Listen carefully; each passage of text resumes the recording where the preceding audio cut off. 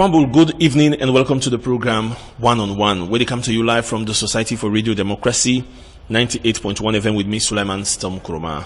One on One, a program waiting for profile people. We don't work very hard from the time when they're small. Te usai them be so today. Well, today a pleasure for La get into the program. Former Minister of NIG, we no less a person but Oluniyi Robbin-Coker. Good evening and welcome to the program. Good evening and thank you very much. Good evening to the family all. All right. Well, firstly, tell me, where are you born and how you early day life them in town like? Well, actually, ironically, I born in the UK in a place within Newcastle, where I did my papa read medicine. But then I came home very early when I was about 2. I grew up initially in Cockrell North, around the Wilkinson Road area, a very good community of people there. I grew up with some very interesting party there, we remained me party there for my life. And then when we were all about 10, we moved to Congo Cross. I go Leon Preparatory School, also known as Bata Canton, my primary school down there where I attend. And then I attend both the Prince of Wales and the Albert Academy. Albert Academy, and I've been there where I do my O levels. After that, I move go England back. I do my A levels in a school in England, and then I do both my undergraduate and my graduate studies in the UK. My undergraduate degree now in economics and sociology, and my master's now in business administration. Okay. All right. Now, when you be small, you did gap up. How large your family been be? Your family another large family or a nuclear family? No, a fairly nuclear family. Of course, we get Boku cousins and other people that we're very close to.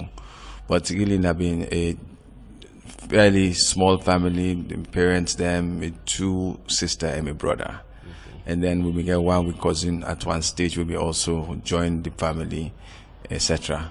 But we always don't be part of the wider family because my papa and brother are very close to him, and we grew up with him picking them, and my myself, him picking them. We grew up like one. Right. So I mean, you start education now. So how you be the would that be your level of interaction with students them, and what do you be do apart from academic work? You be do some extracurricular activities?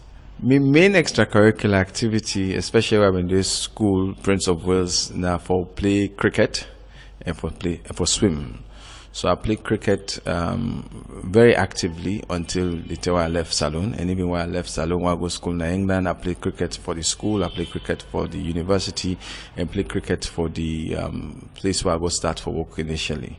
So you not been bowler? Both a bowler and a batsman. Okay. Yes. All right. So I mean, now school life been town like then 10 and day. I mean, you go na the Prince of Wales, later na the Albert Academy. I mean, looking at we current situation, a lot of people in the urge for going to them schools and day. But I mean, the pace at which them schools and they don't turn now. How standards can be did in 10 and day? Oh, of course, in those days, standards been very, very high. I mean, Prince of Wales, the focus now be more on the sciences, and very competitive in the first instance for making you reach inside the school. And then when you did it, you meet a lot of the brightest picking them from all over Sierra Leone. I mean, a lot of Freetown, but also outside of Freetown. And very competitive, but we also get a strong sense of camaraderie. We all enjoy school life together, and me not to be too much of a rascal boy at the same time, me not to be the perfect student. Me I've been there one day way. I deal with all man. I deal engage with all man. I be part of everything we go on at the school, and I really get a very good time at school. I get very, very fond memories of school. For go school in King Tom, very special because you can get of course Edwards across the road from we. So now one of the few environments where you get 2 very active schools there, and they're so close to each other. So now it's been very interesting time for me. I've been involved in things like the literary and debating society as well, which I think now one of the things that I go like for see embedded now with school life na Salon for give picking them their opportunity for begin for developing skills around communication and analysis, because when you debate, then they're not to just what you're able to talk now, how you able to respond to somebody, how you able to take the question, you analyze and dissect and cut and patch and position and for get the message where you want to get across. All right, so I mean, then you live here for some while and then you turn back now the state for continuing education. So I been sound like, I mean, after you don't there so for some years you don't accustomed to life now, so and then you move back to a new area where partially new.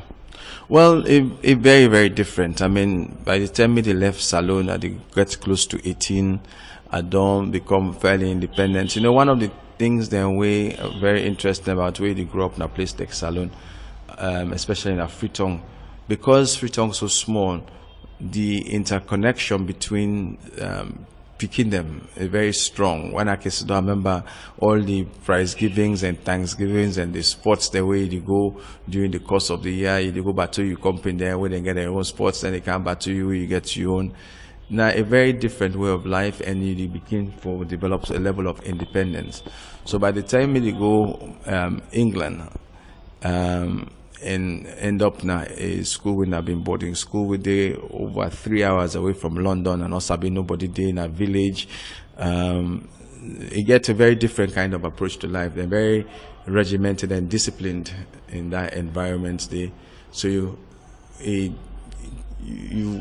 under a different kind of regime, now put it that way, as opposed to just waiting your parents then get for say this now, then they try to put you on your own, but at the same time they put structures in place. It's very different. So me return to the UK, take me a while for adjust, and most of my friends them, even as many of them left about the same time, we don't do with O levels. Most of them in London, so I can do school. I really want for day with me party there, but then they London, and then they mobile phone not there. So when you want to go make call to your party there, you get to go to na phone booth. You don't go take your money, you go and change into coins there. You know, so as you talk, so you press the coins them, etc. But again, the good side is now being a different kind of exposure. Things a bit more organized in their society than they. So again, I continue with my cricket day. That be one of my passions them, and I end up to play for the school as I say. And we will travel every weekend around the area, sometimes within a radius of about 100 miles, for go play competitions there against other schools them.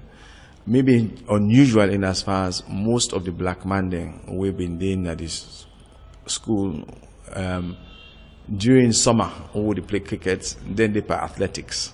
I mean, I've been the only black man when I've been do athletics, like cricket maybe they play.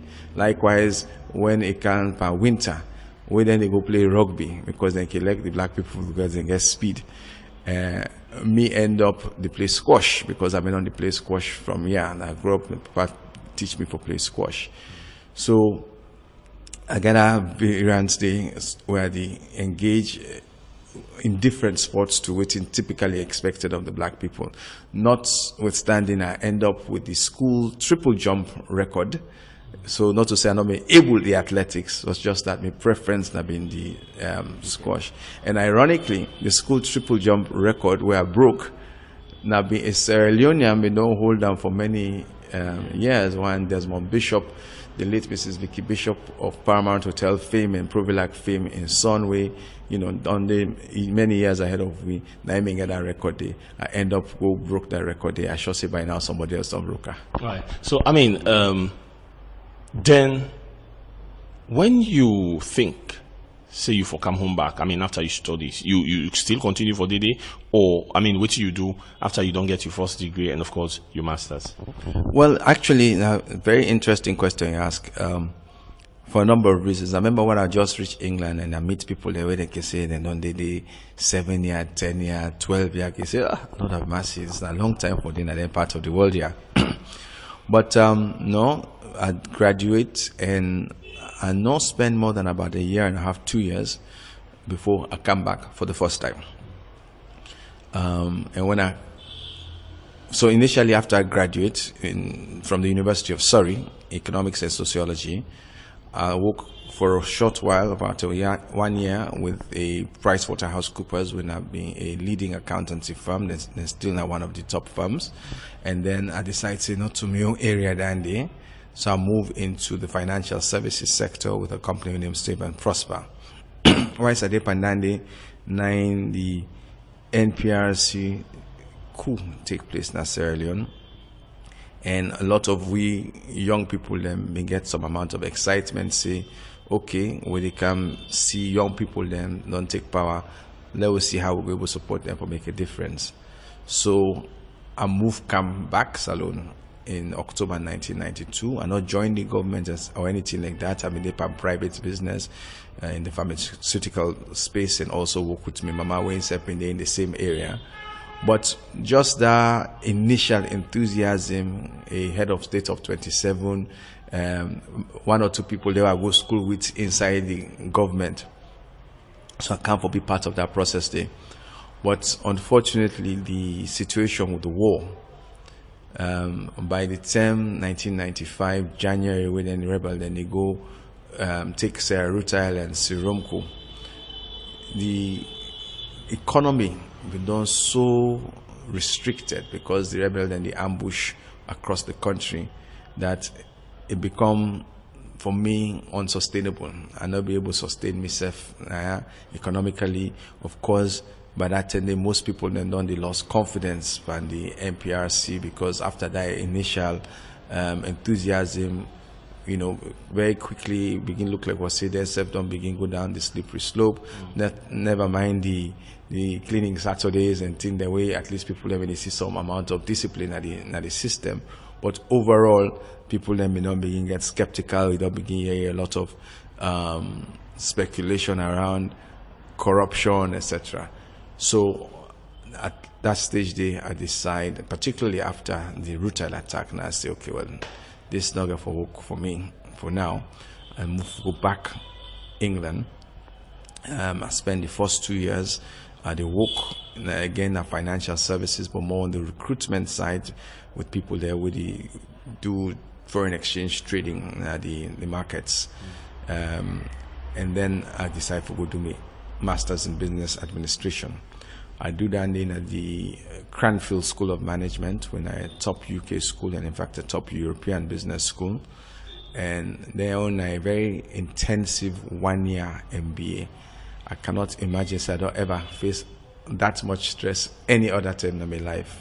For a full 1 year, you know, I can sit down something, then I need to try for read, drink coffee, sleep in my chair as I did push hard. But it's been a very rewarding experience. The MBA in a program we designed for teach you for manage at all kinds of levels. Give you tools, give you skills, give you frameworks for do analysis, for plan, in an all-rounder degree.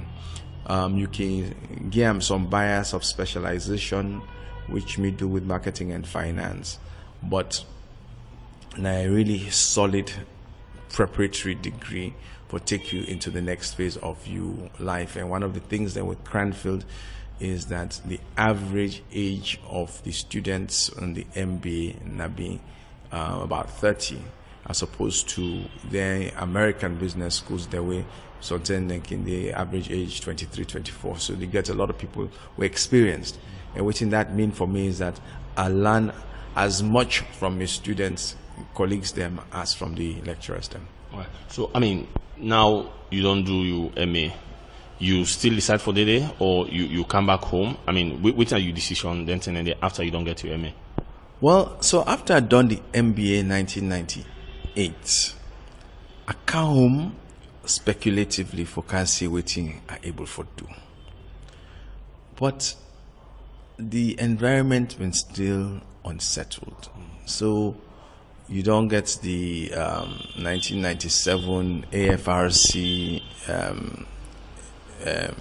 in coup and the restoration. So by 1999, 2000, I come, I speculate. I even count with some people there who have been we've been trying to put up and diamond business, and indeed we do. Some Israeli people them, but they say the market still not good for them. Yeah. So eventually I end up the move go America.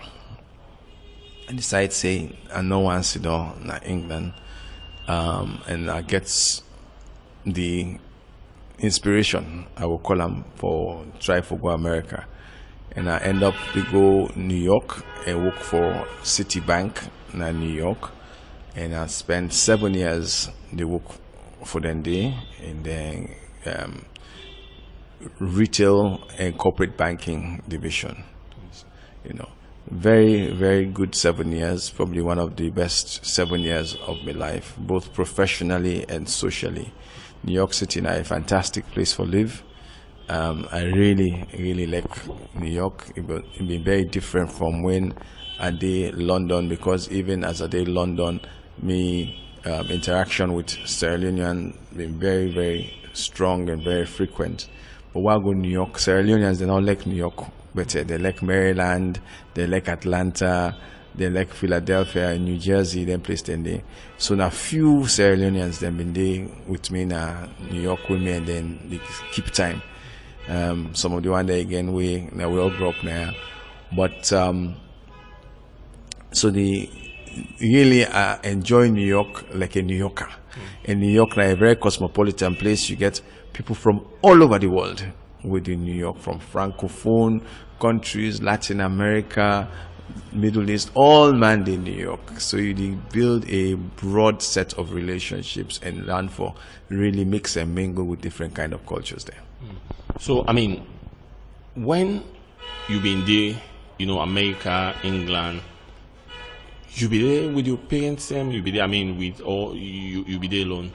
No, all that time from where I left here, I don't move from parents' business. The only time I did from parents' business that when I camped with them, that 92 to 95, where I've been there under parental supervision, but I attend them in a adult, so that not to be too much of an issue. But no, so they live my life very independently for most of that time. And even then, I've been on the beginning for show some interest in what I can always call Sierra Leone social and economic development. So from Wadi University, first of all, what they do me undergrad, not only I hold the position as the president of the International Student Organization, but I also actually been run for president of the student union itself. And I became, unfortunately, second. Now, not anything the way you know, not anything the way they get their own way, then we don't get a succession plan. I just grab one money and I say, who's that other people here? So let me say, what's going in hand, you know. But so I do well, I can second. But, you know, I mean, I urged for being involved in activities where I would call somewhat political at that level then. And then during the war, Mina, one of 3 people, we've been taking an initiative with the support of an international entity for try and do some outreach to the parties there. In particular, for try for understand what people are, so they call themselves the Revolutionary United Front, RUF. And through their work a day, so after I left here in 1995, I moved to back England. England a day we make contact with this organization that they may help for make they release the hostages from Sarah Rutal. So we say, well, if the people are able to make the release hostage, they must get in contact. Yeah. So we say reach out to them and then say yes, we able to get the contact, and really it go good for the Sierra Leoneans there. Begin engage with them because the theory of conflict and the theory of rebel activity in particular is that when people feel they don't get a voice, now they defend alternative, and they can say war is an extension of politics by another means. So we say okay, we will try to engage them and try to understand what it would take for bring them kind of the peace table. And sure enough, we been get that opportunity initially for meet with one man when them in call at the time Fire Musa, when I been the PRO for the RUF, and another gentleman named Philip Palmer, when I been a former combatant now, and on they sort of like within the diplomatic group of the RUF, and them being received well. Because when you look down what day when it starts, nobody not be know what to make the war day. They're not able to tell we say now we grievance this we decide for go to war. So we sit down, we understand from them say a lot of the activity that being around the Kailahun region and basically Sierra Leoneans then we've been on they feel disaffected. But much more day inside that story they will me not well placed for talk. All I go say is we've been done over the years, put a lot of people them for dissatisfied with Salone. And a number of them end up in Liberia. And when Liberia, their own war start, some of them be involved in Liberia, their war. In fact, we get understanding, say, Fode Sanko at one stage fought with Charles Taylor. And then when Salone decided to host the ECOMOG, and Taylor in one way say, if we put Ampa ECOMOG business and you make ECOMOG use here as a base, it will show you the taste of war. Now that 10 day, he able for tell, work with Sanko for say, well, you go to kind of your own side. You know, we know to understand all things around the issues. Then they, as I say, much more there. The good news is that through our own efforts, now we able to get them for first engage with the NPRC government. Now some interesting dynamics there between the IRF and the NPRC government, but we go left handed for that time. But when I be able to achieve, I mean, when I plans for we when I come for get the IRF, then talk to them when I be able to achieve that. Yes, we definitely will get the opportunity for sit down with them, but try for explain to them, say you cannot continue this way. The people of Salone, nothing that they cry for pass for let peace day. And that's the best way they go to do for the people of Salone, now for make them go sit down around the peace table. And then self hearing the word, contacts be established between them and the at the time the MPRC government, I believe led by Madabio. And when they begin gets that initial discussion, they may come up with this peace before election campaign. But by that same day, I think all man don't tire with the war, all man don't begin tire with the MPRC. The momentum for bring the politicians them back being very strong.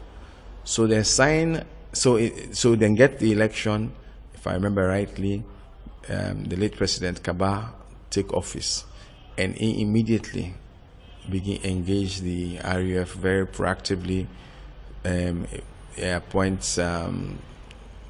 Solomon Berawa, then when I've been the Attorney General and Minister of Justice, for lead that effort there. And they end up then be successful, then sign the Abidjan Peace Accord. But the Peace Accord self it not be too strong. So when the 1997 AFRC could take place, then they just put on one side. And of course, the IRF can join on with the AFRC, so then they undermine the peace accord. So that make them end up go later on go sign the Lome Peace Accord. So all that in the media, at the observer, they try to understand what's in our own role, what we may able contribute. So we don't contribute initially for persuade them to for kind of the peace table. So by 1998, what done the MBA and I want decide for come back. As I say, I can't look speculatively. I still say the ground not to settle, so I move to America. Whilst that day America, I continue for engage with the government of the day, which have been President Kabayan government, and like when they can come, we can make sure say we can go meet with them, understand what's in the go on, how the country to go. And one issue been called been get very involved with now been the question of dual citizenship. Dual citizenship now be a very sensitive issue, and I'm not thinking Boko people let me understand what may be at stake. But the short version is that the law on Citizenship Act we've been there before.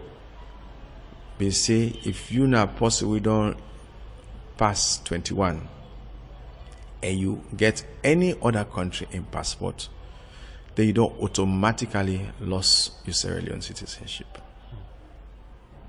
So you can imagine a situation where me, as a relatively young man, they look forward to my country, but by virtue of birth and residency, you don't assume another citizenship.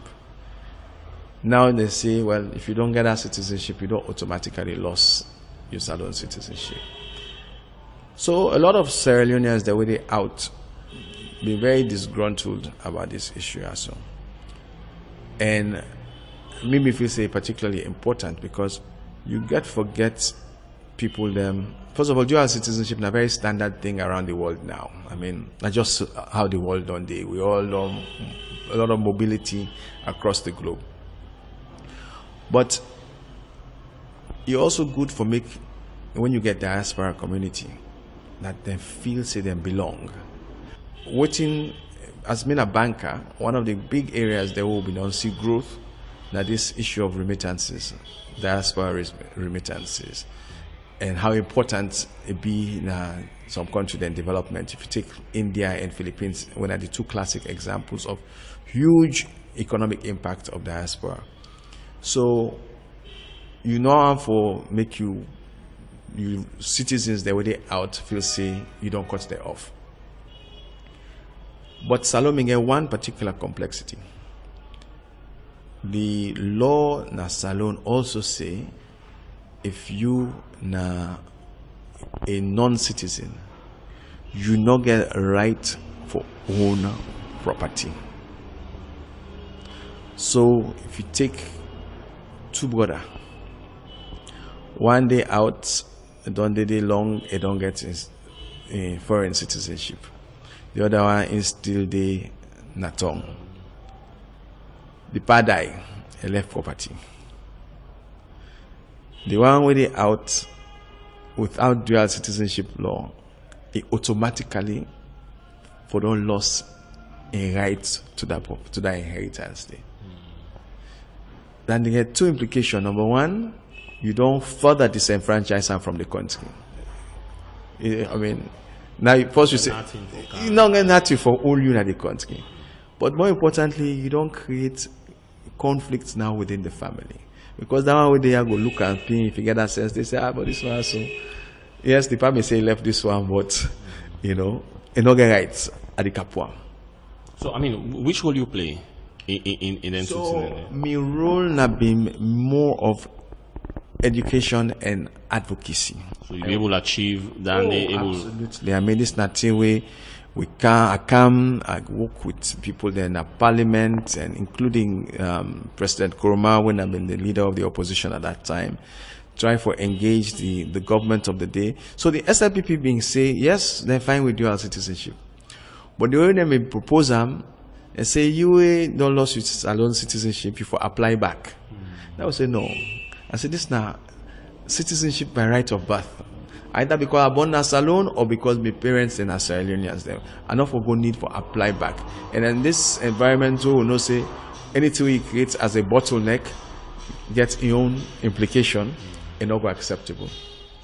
So we do some extensive lobbying and canvassing, in particular in Parliament, such that when the draft legislation reach Parliament, and then stick out under certificate of emergency for let them pass on the same day, Parliament decides, say no, they self no agree with the proposed idea of you get for apply, etc. So then actually scatter them, then put them back together, then pass them. And that's make it like today, we're able to get dual citizenship in the law, and everybody automatically entitled as long as you're able to prove say you know of Sierra Leonean origin through your parents or by birth, etc., etc. But for me, that has been a very important achievement. I don't claim all the credit. I know say other people themselves put on, but I know say myself I take a strong leading advocacy position around that. And as I say, it's important for make sure say you keep your citizens the way they outside fully engaged. Now we've been hope say at that time they will now extend that to things like voting, you know. And we've been do surveys for see what people willing for do for letting get the right for vote, whether they're willing for pay tax, etc. And the signal is very positive.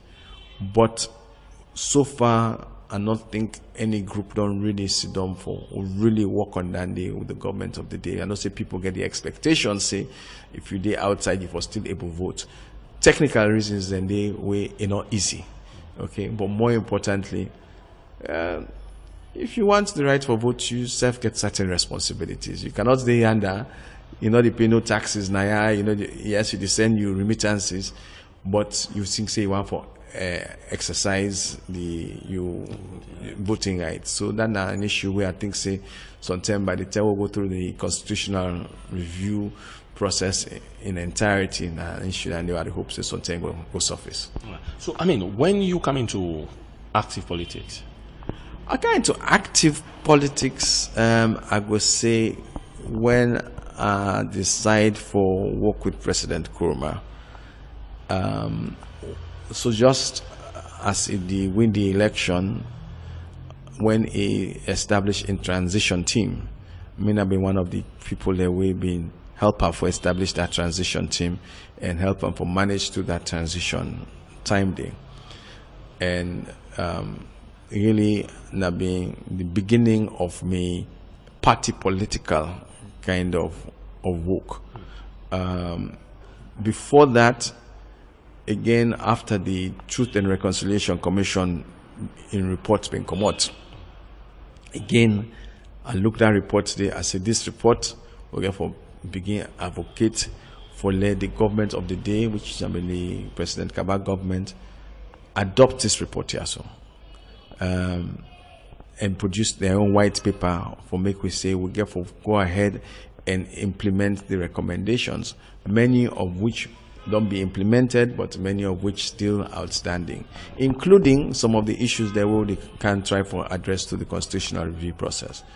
So come 2007, I've been come back into the country, this time under the auspices of the International Finance Corporation, when I part of the World Bank Group.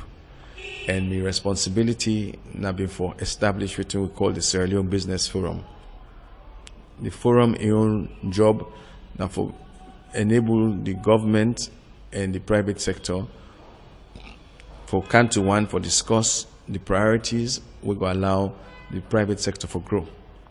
And I do that for about 1.5 years, but I start March 2007, the election take place August to announce the new president in September. I decide for support the president within transition. I do that there for about 1.5 to 2 months. And then because of course the international organization I work with, I began for step back and allow myself to work continue with my work.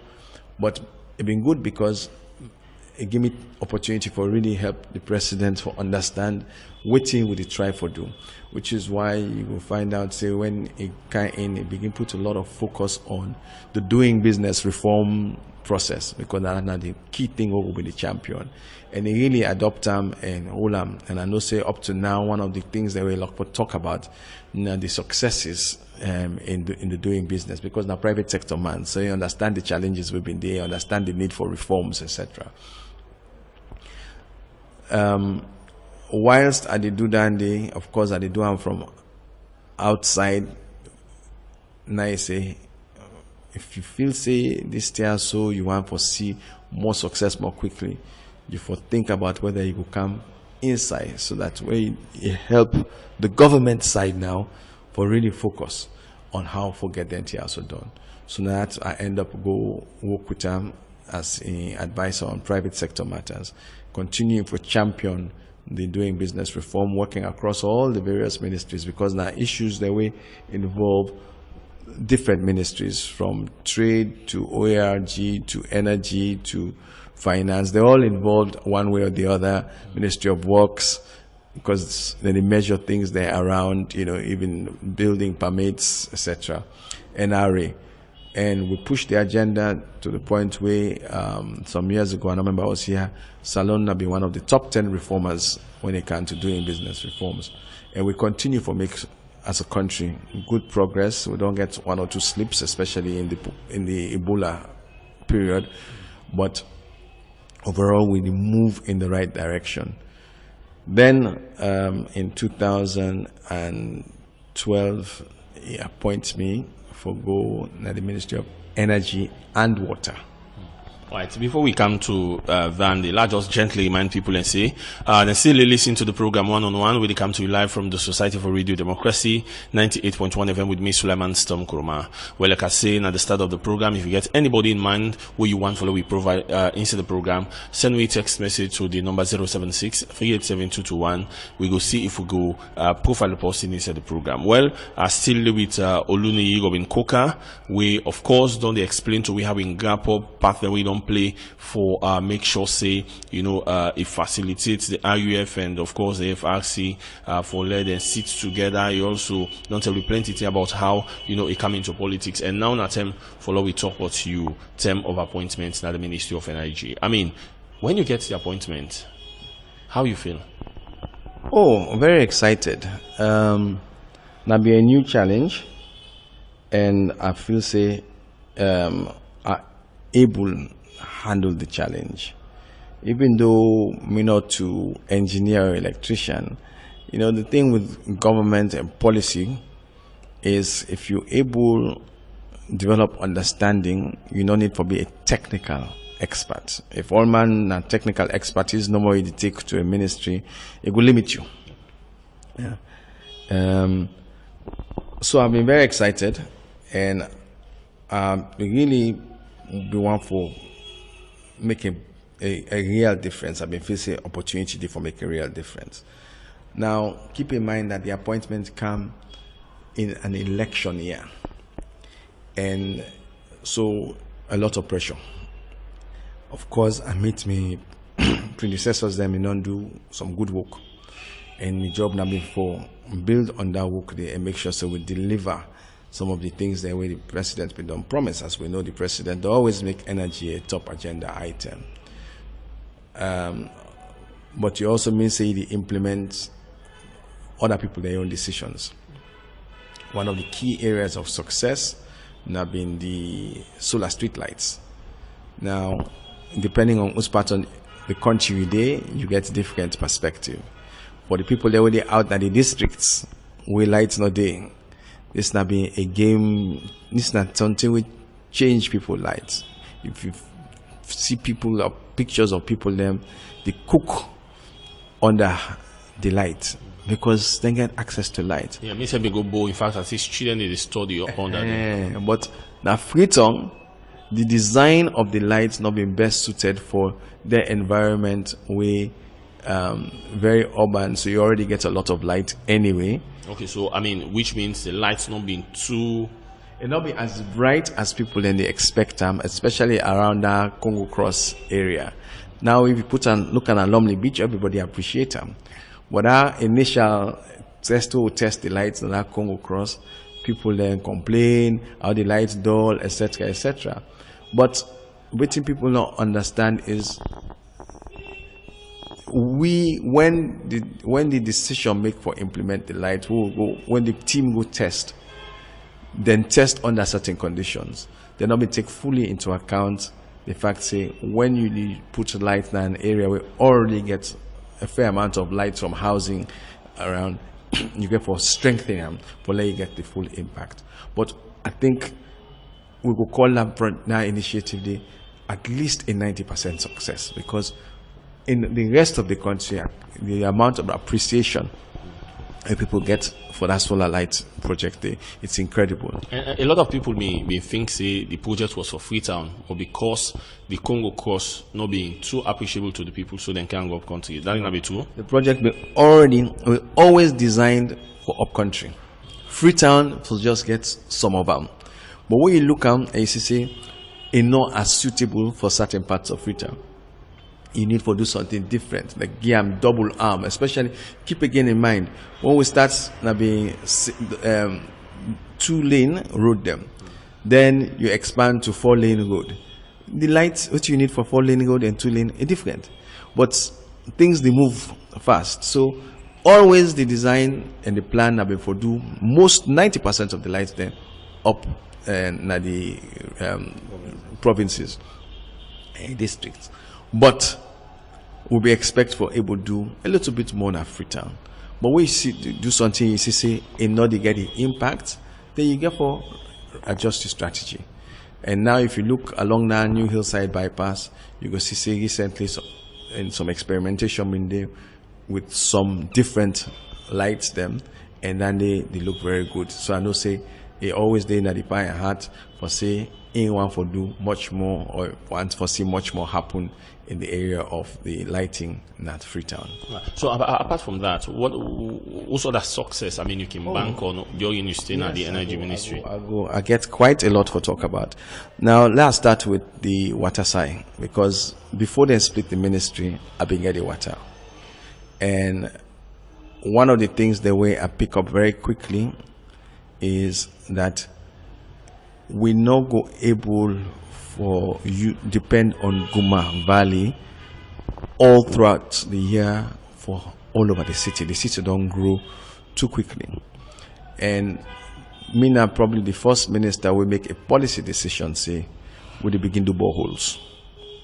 So we go to the east, we go drill boreholes, put tanks at different communities there, and use that for service the communities.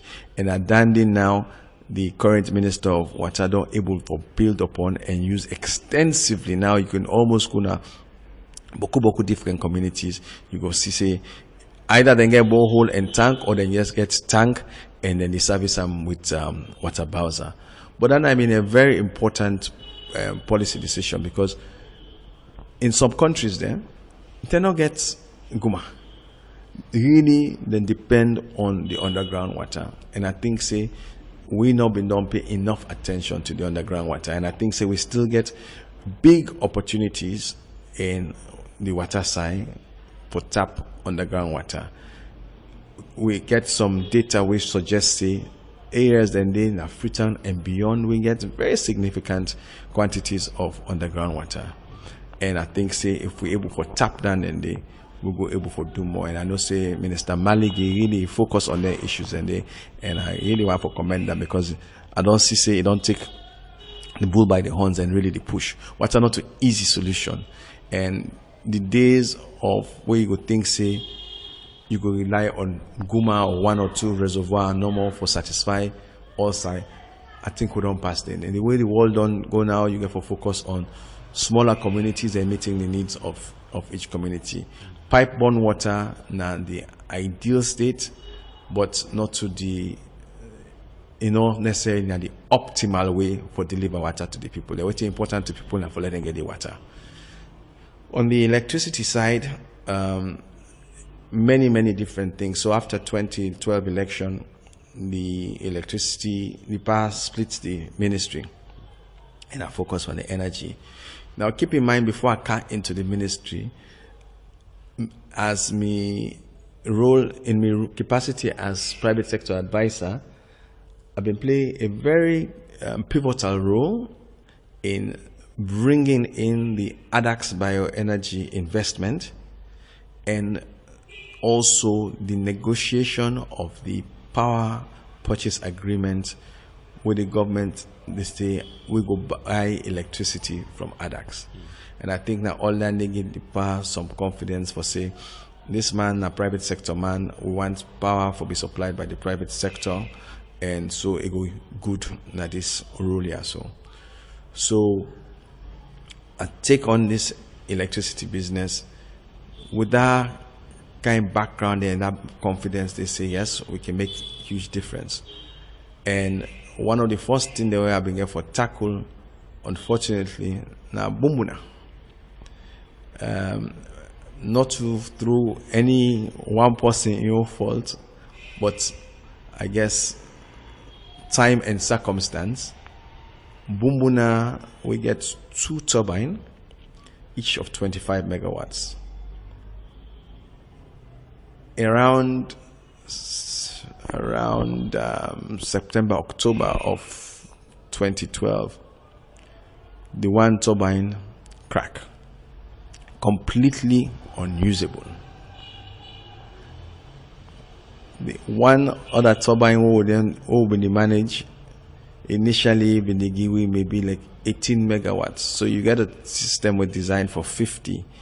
We not ever been the perform at 50, been the perform at 35, 36, etc. Now we don't lost 25 completely. The balance 25. If you manage, you get 18. And then we begin to see even the 18 it begin reduce, because they get some issue with vibration. And we struggle for understand which they cause the vibration. When it reach a point where one day the turbine will vibrate at 6 megawatts, that's on water. That's on water. I say point not there. Let this not come broke now. So Salini say, Mr. Minister, give it time, they will try for understand. And I give them time.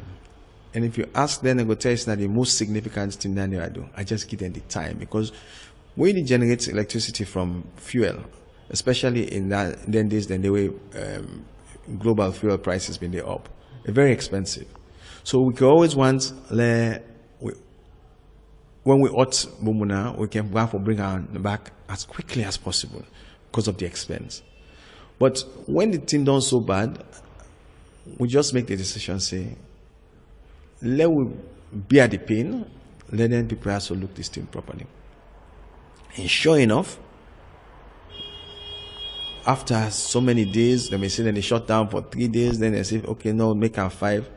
By day 10, when they bring the experts come, 9 they say, we don't see the problem. We can't amend the problem.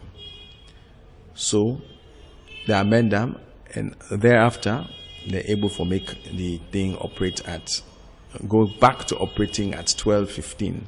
But we'll not be satisfied with that, because now we still get the one turbine will be non-crack. So we'll come up with a strategy, say, okay, we will manage this one at 12:15, then we fix the one we don't crack, and then we don't fix that day, and in don't begin operate.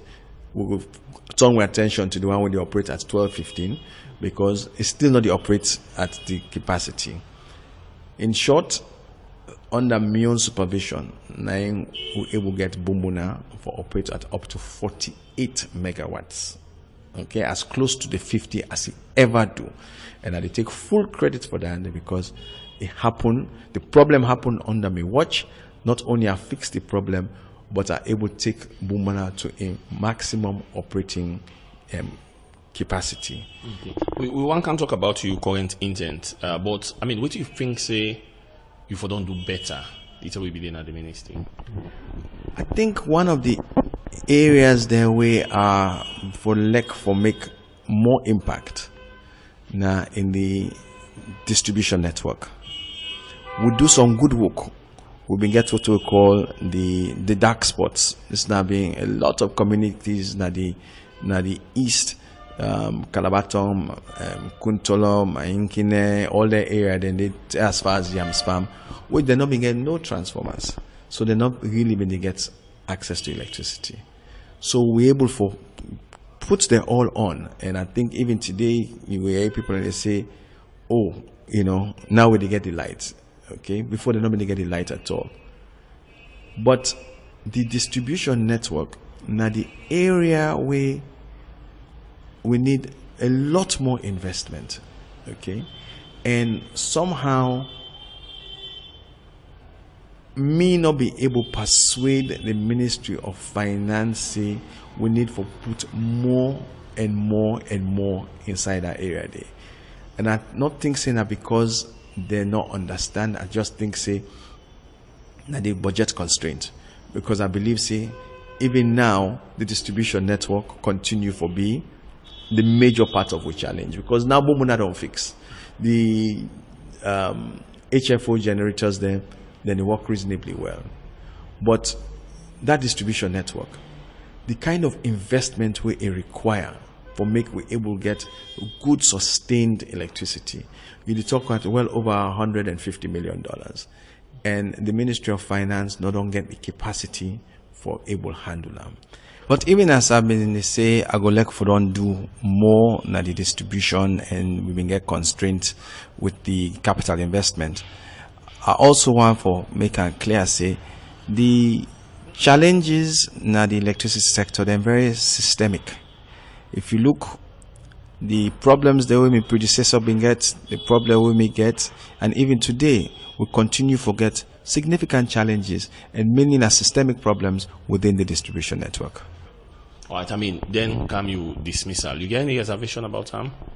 Well, I think I'm not going to be human if I not get reservation. I mean, at the end of the day, I been feel say I make progress. I feel say I try to move the sector forward, and it been definitely kind of a surprise to me. But of course, they can say you always get the benefit of hindsight. But I want to emphasize that I left office now with team now in the bar take out of the way, and of course, I mean at the head of the team. So whether I've been good or bad, irrelevant. I mean they're in charge of the team. So it dismissed the minister, I mean me, and the deputy minister, and then it puts the general manager and the deputy general manager and the PS all on suspension, etc. And what he say, I'm not satisfied. Say the team they work well together, and all me can say is when you get a team of people there, where even though you're not the head of the team, but because they get certain access, they feel say their own voice matter past you. So that means they circumvent your authority, in other words? Well, I go say they not necessarily when they follow the direction and line where I take them. And the most difficult thing that's alone, and I want to make people that understand this, for the be the Minister of Energy and not get direct control over the utility, a big thing. And now they will be the face. Definitely, because the law not be allowed for direct control. Even now, at least now the law say the PS for they on the board of EDSA. But in other countries, them, na the sub-region, the minister, na the chairman of the board of the utility. That way they get direct control over the utility. But we on environment, we don't take this issue of autonomy to the point where the minister, all man go say you're supposed to focus on policy, but the reality, when the lights not there, the minister of Manihala. So now a very unfortunate position for any minister of energy, whether not me, whether I one that did before me, or the one we did it now, we I know say they make tremendous efforts, but they face the same challenge, and even challenge in multiply, because now you get EDSA board, EGTC board, regulatory authority board, and commissioners and director generals. You get so many different people there where you try for cooks, for follow the policy direction where you don't take, and for go do the implementation. But you don't necessarily get the authority for keep them in line as you for need for, especially for a difficult sector like electricity. All right, now we come to the news all over, Freetown, Sierra Leone, that you the contest for being mayor under the APC in Freetown. Firstly, confirm that with we. Well, what I would like for confirm is that in 2011, I've been expressed, say, a very keen for move into the political space, and at the time we will get a vacancy for the city. We'll be getting an acting mayor, and whilst Adepanda exploratory process day, the president ask me for go serve na the Ministry of Energy. So, of course, a very loyal and faithful foot soldier to President Koroma. I don't really enjoy for work with him. Decide for follow that. And so, even in spite of the way things end at the Ministry of Energy, I don't continue for Savam. And then at the chair of the board of Sleeper, I support the office of the chief of staff with this president's recovery priorities. I've been the coordinator of private sector. So I'm very much still part of the team and a trusted member of the team. But as we enter into 2018, my heart don't go back towards the city and the possibility say I can make a difference. Now, Mina also a very faithful member of the All People's Congress, and we party gets procedures and protocols. We get a mayor, and the mayor now from the APC, and I'm my own district chairman, West District. The word been say, they meet me, say, now been one term, it been proposed saying go serve. On that basis, they don't they express my interest and consult with some people then for say, if na the one time no more they serve, then definitely na want make the party give me first consideration for be the candidates for the mayorship. Especially if we don't get an intent, it's a vacancy. Exactly. So not to tell I just wake yesterday. And this now also based on, people then they talk to me and say, with your skills, with your experience, if you're able to bring your attention and focus on something like the city, then you can definitely make a difference. And I guess we all get some amount of desire for continue to see the city grow. When you look the rate at which the city of Freetown, which now the capital of Sierra Leone, don't grow as against other countries, then you begin to feel like for say we not keep the pace. We've been supposed for the ahead, and we need for take ourselves up to higher heights. For take Freetown Usai ever reached before. Not to for even for say go back to Usai Obende. We need for go back to Usai Obende and beyond, and much beyond, because we get all kind of enablers now, technology in particular, we for allow a city like Freetown to really turn up strong and firm. Right. So if the current mayor say they go for a second time, which means you withdraw? The party will make a decision as to whether then they open her up or whether then they support the current mayor if he decides to go back. Well, either way, me will follow the party line. Right. We don't see a lot of people they say they show interest for content. Looking at them, whose kind of edge you think you get over them? First and foremost, none of them not gets the quality and quantum of experience in policy we may get. Okay, they're still relatively young in terms of policy. Me don't dip on the policy game for the last 8 years. Okay, and I think Sidandi go serve me well. I also get a track record of implementation, as we talked earlier. I feel say I also get good people skills and able to reach out to all sectors of the communities. And I think Sidani very important for the mayor job. This is not a technocratic job, it's not a political job. But most importantly, myself get a very clear vision of what I want for see and how I want this city to grow. And my vision very simple. Would you express them through what we call grab and tin up? What thing we call on is let all man grab and tin up for Freetown. Not to one mayor with almost councillor and almost MP, therefore fix Freetown.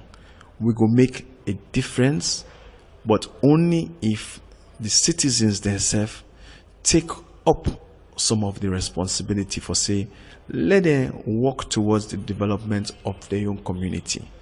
You see, Freetown na a aggregation of many communities, not to one homogeneous place. There are different communities across 50 wards where they can change, I think, to about 60.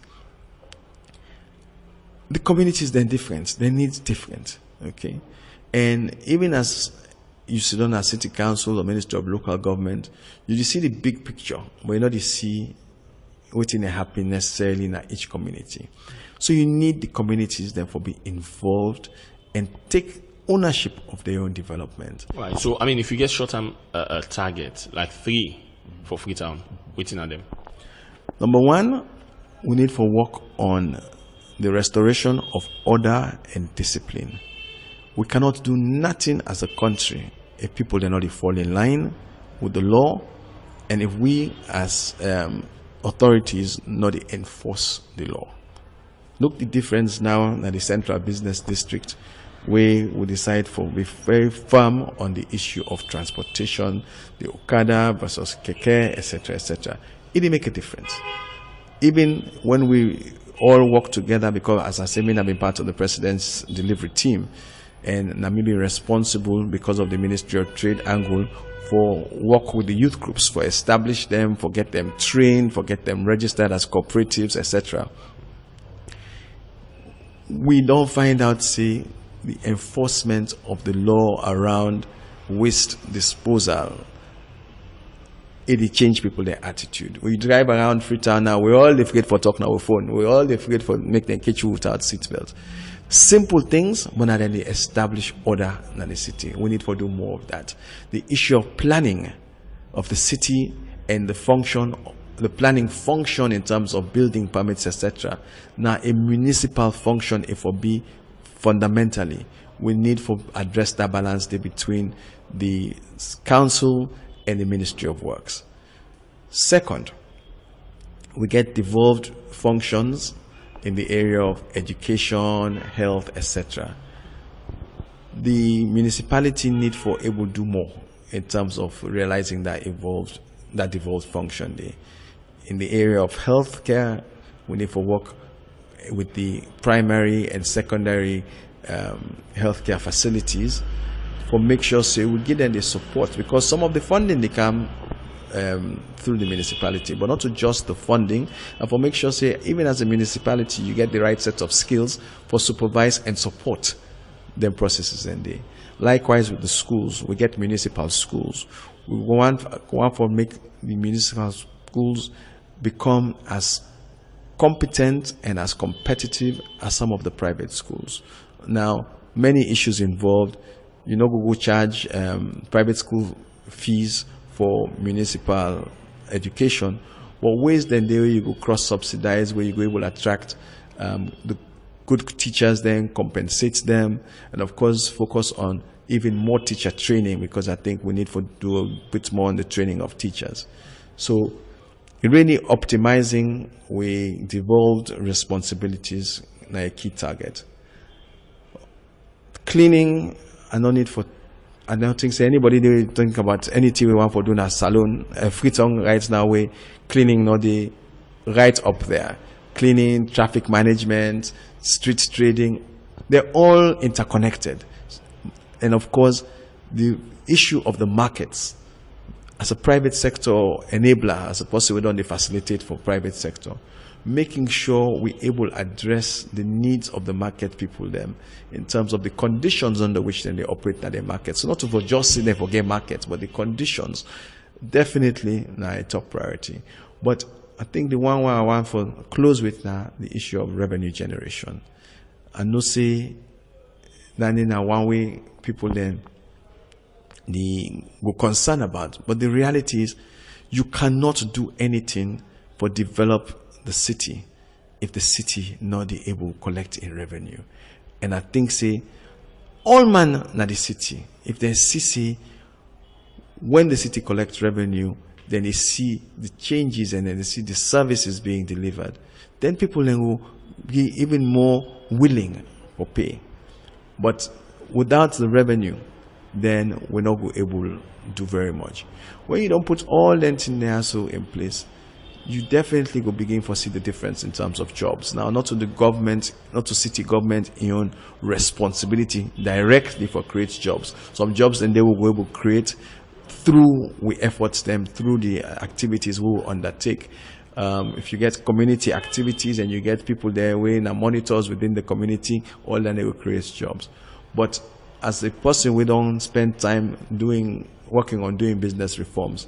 I go definitely want to look at what we need for do in the capital city for make we get more of we young people them employed within the city and even outside of the city. Enough to bad thing if young people and they get for left here in the morning and go 30 minutes, 40 minutes, even 1 hour for go work because they did the employment opportunities there. But we will put policies in place where something will make it more interesting for the one that way they operate business or try to employ people then. All right, so you feel say the APC go consider you? I feel say definitely yes. The APC go consider me if then decide for open up. And me don't ask the APC people then for saying for give me first consideration because I get no doubts in my mind me na the best candidate amongst the rest. Thank you very much. Thank you so much. Well, Fambulem, now so the program one-on-one go left for today. Once a plenty, thank you to Oluniyi Robbin-Coker. We give you in time for talk to be into the program.